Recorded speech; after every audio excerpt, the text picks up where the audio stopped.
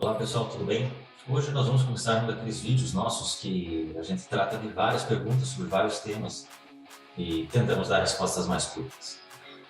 Como sempre, o futebol vai ter a maioria das questões, muito embora hoje também vai estar dividido aí com outros temas. Será um total de 10 perguntas e eu vou respondê-las aí de forma mais breve para vocês.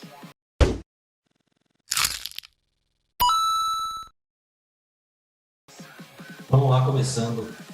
A primeira delas tem a ver com os vídeos que eu fiz recentemente, falando dos duelos de Federer e Nadal, Nadal Djokovic, do próprio Federer com o Djokovic. Então, qual seria o melhor jogo da história do tênis? Se for para escolher um jogo, uma partida de toda a história do tênis, qual seria? Natural que, como eu fiz para a escolha desses três confrontos, que vai ter que obedecer critérios, né? Vai ter que ser em Grand Slam, vai ter que ser, provavelmente, uma final de Grand Slam, vai ter que ter tido um grande equilíbrio, né?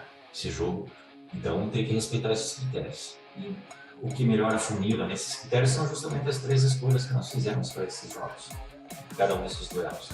Federer Nadal Wimbledon 2008, Nadal Djokovic Austrália 2012, Federer Djokovic Wimbledon 2019. Eu também dei a minha escolha técnica, que seria Wimbledon 2019, Federer e Djokovic. Mas eu quero aqui adicionar outras três partidas de duelos fora desses três caras com menções honrosas e que são duelos absolutamente épicos. Um deles, e talvez o maior duelo depois de Federer e Nadal, que é Borg e McEnroe, virou filme, inclusive nós já falamos a respeito disso em outras oportunidades. A final de Wimbledon de 1980, um jogo fantástico, né, que coloca estilos extremamente contraditórios, assim como Federer e Nadal. Borg tinha numa sequência já de 4 títulos, conquistaria esse quinto e depois teria mais uma final entre eles e ele perderia, a exemplo do Federer e Nadal, né? Federer com 5 títulos e perde na sexta final para o Nadal. Então, um duelo absolutamente fantástico e para muitos da história do tênis rivaliza com o Wimbledon 2008, Federer e Nadal, como os duelos mais representativos de todos os tempos. A outra menção ficou para nós, foi mencionado por nós naquele vídeo das maiores viradas da história do esporte, que é a final de Roland Garros de 1984, John McEnroe e Ivan Lendl. Curiosamente, então, dois jogos em que o McEnroe foi derrotado aí, né? Mas foi um absoluto épico. O McEnroe vence os dois primeiros sets e o Lendl consegue a virada, chegando no quinto set bem apertado. Então, um dos outros jogos mais formidáveis de todos os tempos. E a outra menção honrosa, não poderia deixar de mencionar, o duelo Agassi-Sampras, que foi, durante muito tempo, entre Borg, McEnroe e Federer e Nadal, a maior rivalidade do tênis ali, né? A mais expressiva, também com estilos absolutamente antagônicos. E aí é o único de todos esses que não é uma final de Grand Slam, mas uma quartas de final, US Open de 2001, um jogo em que não houve quebras de saque. Terminou 3-1, não foi 3-2, foi 3-1, mas todos eles decididos no tie-break. Então, um jogo que representou o pináculo dessa rivalidade, foram 34 jogos, teriam mais outros 2 no ano seguinte, mas esse é o jogo que melhor representa. E por não ter havido em nenhum momento quebra de saque, mostra um tremendo equilíbrio, foi tudo decidido nos detalhes. Aquele que era então o maior sacador e o melhor devolvedor de saques, né, de todos os tempos, acabou triunfando o melhor sacador dos tie-breaks. Então, fica essa dica para você pesquisar todos esses 6 jogos, mas se eu fosse escolher um, seria o Wimbledon 2019. A próxima pergunta vai ser sobre Fórmula 1. Um personagem específico, Nigel Mansell. A pergunta é mais se ele é superestimado, porque a gente pensa sempre naquela foto do GP de Portugal de 86, Piquet, Senna, Prost e Mansell.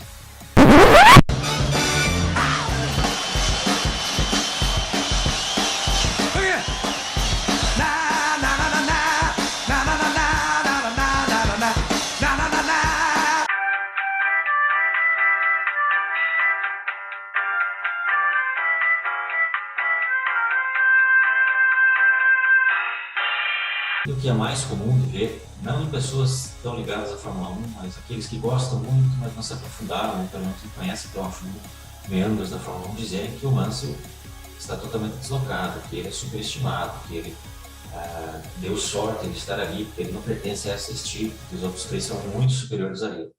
Sim, Senna, Prost e Piquet são superiores ao Mansell, né? Traduz-se também no fato de eles serem multicampeões e ter conquistado apenas um no 92, mas ele perdeu 3 campeonatos justamente disputando com esses caras. Na 86 ele foi vice do Prost, 87 ele foi vice do Piquet, 91 foi vice do Senna, né? E é um cara que colecionou e empilhou números bastante importantes durante vários anos, várias temporadas. Vencedor por Ferrari, vencedor pela Williams, Fernanda Williams. Quando teve um carro extremamente superior, foi totalmente dominante.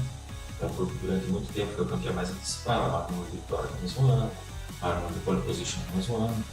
Então, ele estabeleceu recordes em 92 que demoraram décadas para serem quebrados e só foram quebrados, né, pelo Schumacher, pelo Vettel ou pelo Hamilton. Números que representam total domínio também da parte deles no que tange equipamento. Não se trata de ter pilotos melhores ou superiores a eles, mas que tiveram condições muito próximas àquelas encontradas pelo Mansell, né? Então ele absolutamente não é superestimado e ele não está deslocado nessa história. Ele é um dos 20 maiores de todos os tempos. Foi um piloto com vários predicados importantes, né? A velocidade dele, o destemor dele e o controle de carro dele absurdo. O maior exemplo é o GP de San Marino de 1990. Ele chega aí para a brita, roda, volta e consegue retomar perfeitamente com 2 pancadas no volante. Então era um cara diferenciado, mas que não tinha alguns fatores que tornaram Senna, Prost, Piquet, Schumacher, Hamilton e outros ainda maiores do que ele, mas foi enorme do piloto. E é daqueles caras que certamente um dos 3 ou 4 caras que você não gostaria de ter no teu espelho retrovisor. Falando um pouquinho agora de música, né? Vamos fazer as perguntas de música que a gente sempre tem. Vou começar com a primeira, Beatles ou Rolling Stones. É uma rivalidade que foi criada pela mídia, foi fomentada pela mídia, aquecida, superaquecida, como é praxe na história do entretenimento. Desde lá, 30 anos depois, Oasis e Blur, Michael Jackson, Madonna e outras áreas, né? A mídia vive disso. Na verdade, porém, é que eles fizeram músicas completamente distintas entre si, né? Os Stones são lançados, né? Eles atingem o primeiro sucesso com a canção I Wanna Be Your Man, que também é dos Beatles. Fora isso, não há mais coincidências praticamente na trajetória deles. Os Stones desenvolveram um som muito mais ligado ao blues, né? Tem a ver muito mais com o estilo americano, daquilo que viria a se fomentar como hard rock na sequência, né? E uma trajetória de 50, 60 anos, voltando shows mundo afora.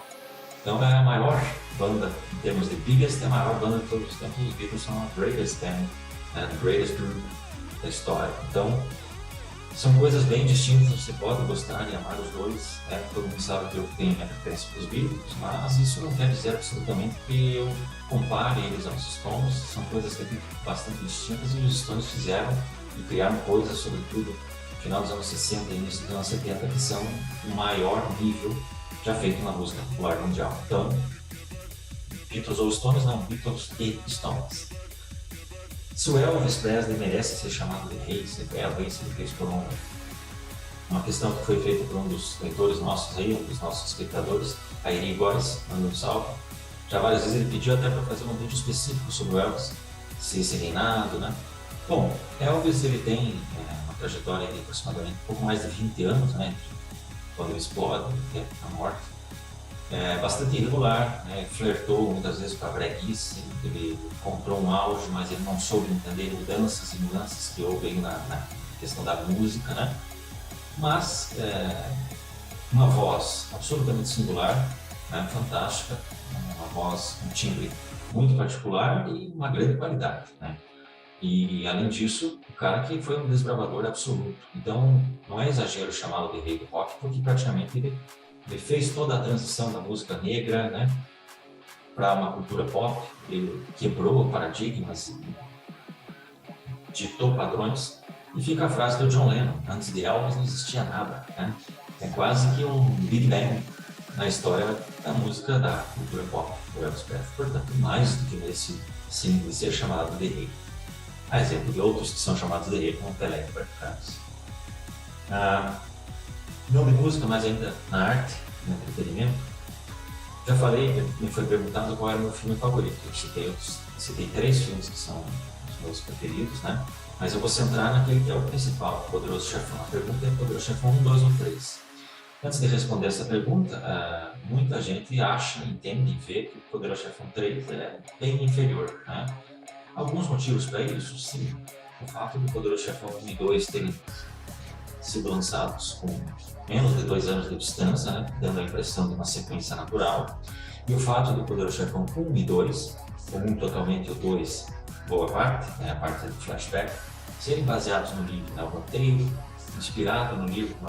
Já o 3 ele é um roteiro criado a posteriori, né, mais de quase 2 décadas, 16 anos após o Poderoso Chefão 2 é lançado o 3. Mas isso tem também a ver com uma coisa muito boa, né, que é o envelhecimento natural, principalmente do Michael Corleone, que é o personagem que vai ser o personagem central dessa história. Embora o Dom Victor que começa a família, tanto no 1 quanto no 2, o Victor Corleone que dita as sequências do Império, né?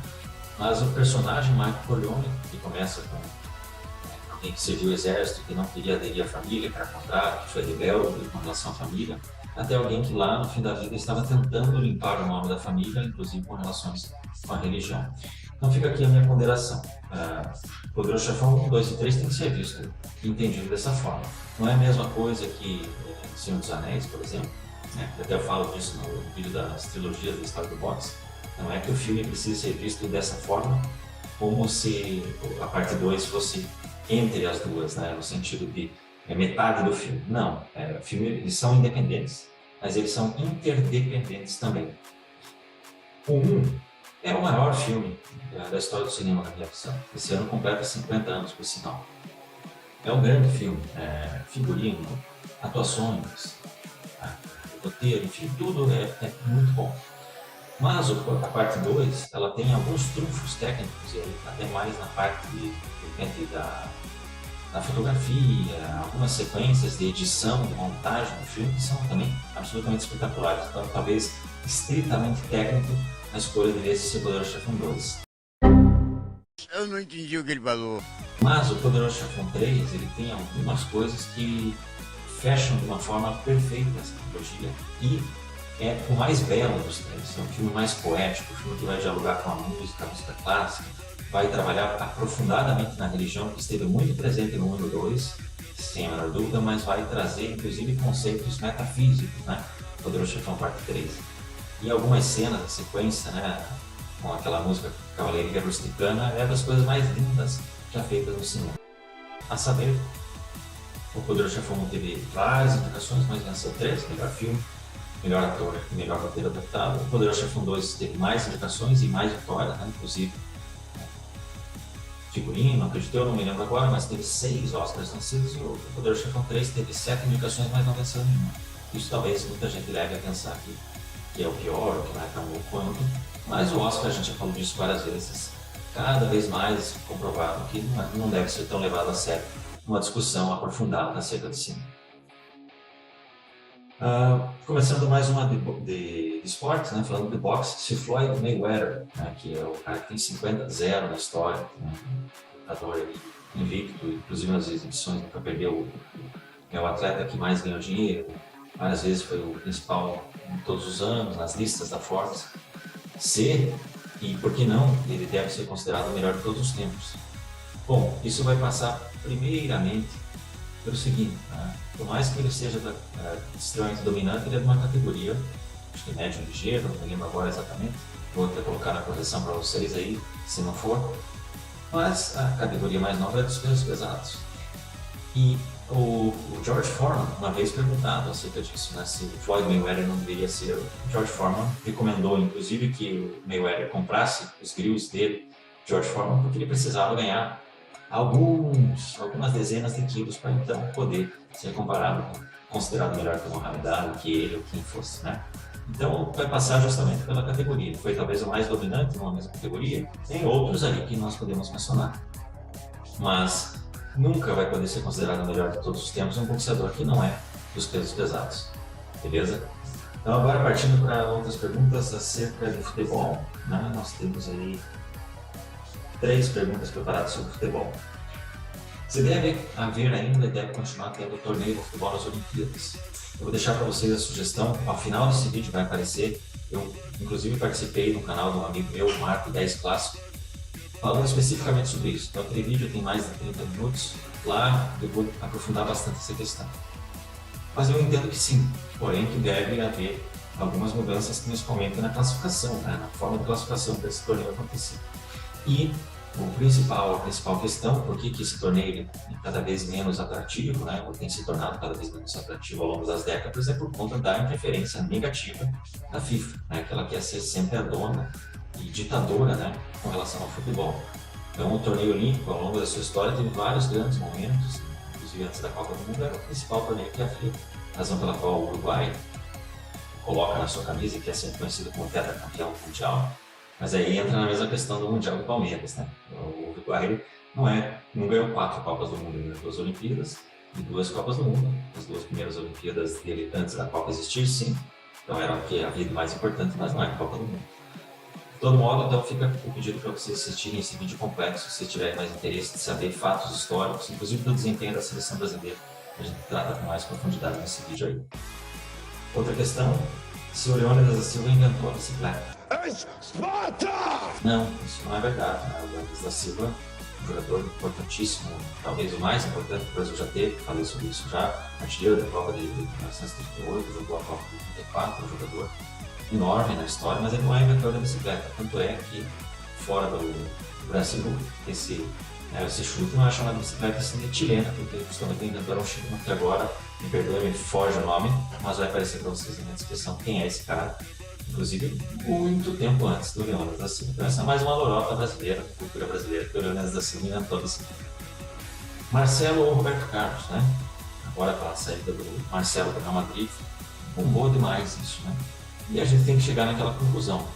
Sem a menor dúvida, o Roberto Carlos é melhor na história do futebol, melhor tecnicamente e maior na história do futebol do que o Marcelo. Mas dentro do Real Madrid, o Marcelo foi maior, né? Mais importante, mais conquistas, mais tempo, né? Muito embora não se compare, repito, tecnicamente o Marcelo é um dos 5 melhores laterais esquerdos brasileiros e o Roberto Carlos é provavelmente o segundo, somente abaixo do Milton Santos. Né? Entre ele e o Marcelo deve se colocar o Júnior, né? E aí na sequência você vai ver o Marcelo ali lutando com outros grandes laterais da história do futebol nacional. Mas certamente o Roberto Carlos maior na história do futebol, né? E o Marcelo maior na história do Real Madrid. Essa distinção pode e deve ser feita. E a última pergunta, aquela que a gente gosta de fechar, é se dá para ver a muralha da China da Lua. Né? Falei sobre isso nas lorotas, né? O brasileiro acredita, inclusive em lorotas de outros países, pelo mundo. Então, durante anos, assim como a Amazônia é o pulmão do mundo, a gente ouviu essa história aí.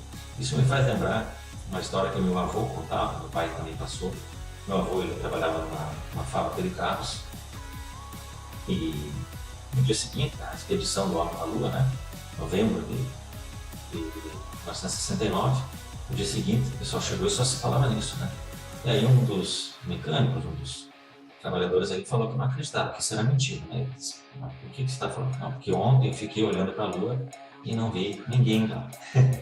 Então é mais ou menos isso.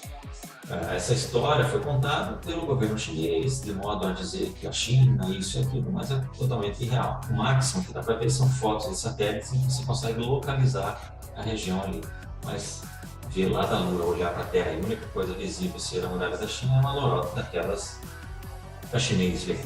Beleza, pessoal? Um abraço a todos.